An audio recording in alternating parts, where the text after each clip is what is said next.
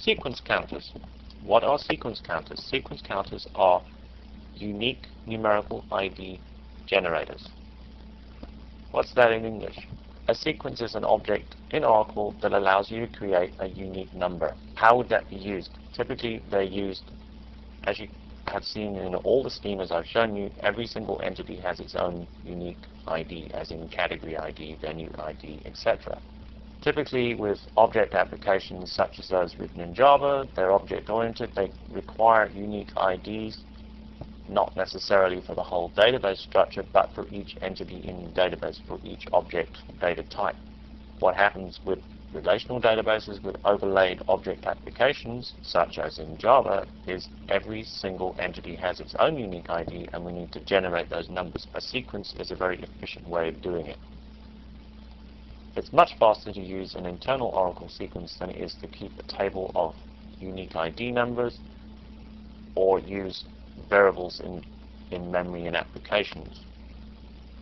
There is not much chance of duplicating the IDs, so you're not going to get the two customers with the same ID number, unless of course you recycle the sequence, for instance, or you do something odd with the min and max values.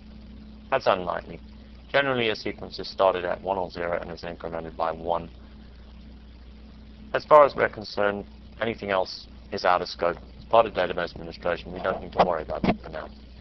Before we go into some examples of sequences, just some strange behavior that should be explained.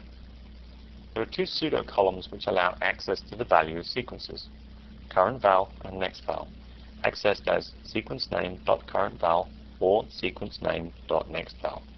Note that current val will not function in a session until or after the sequence next val has been issued.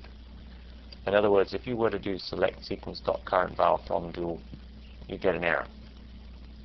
If you do sequence.nextVal and then sequence.currentVal, everything will work fine. Now let's get to some examples of sequences. I'm not actually going to type any examples in, I'm just going to show you the use of sequences in the concepts schema creation script. First of all, this is where I created the sequences for the various IDs in my tables.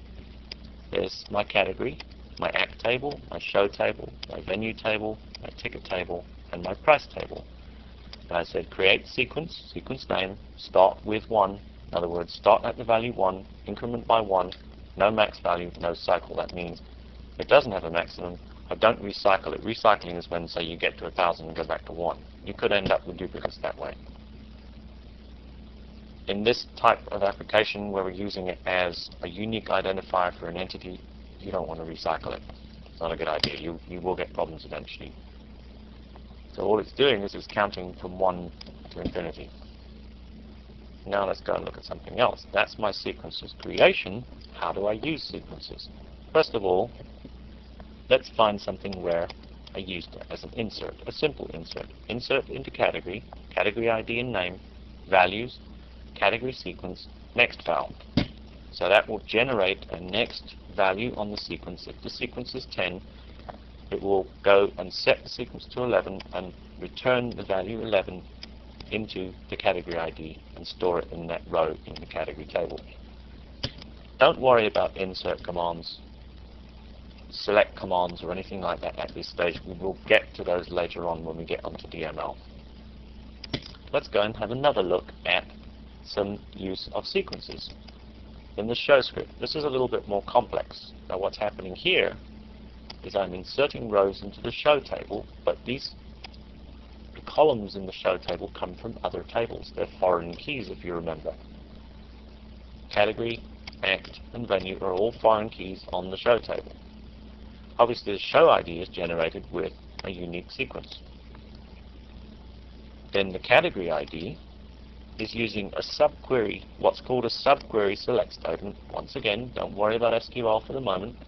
And I'm going into the category table, I'm finding the category ID where I know what my name is. I know that the category of this show is rock/popular, and the name of the person is that, and the name of the venue is that. And I add a date to it as well. So this is the primary key for the show table, and these are all foreign keys.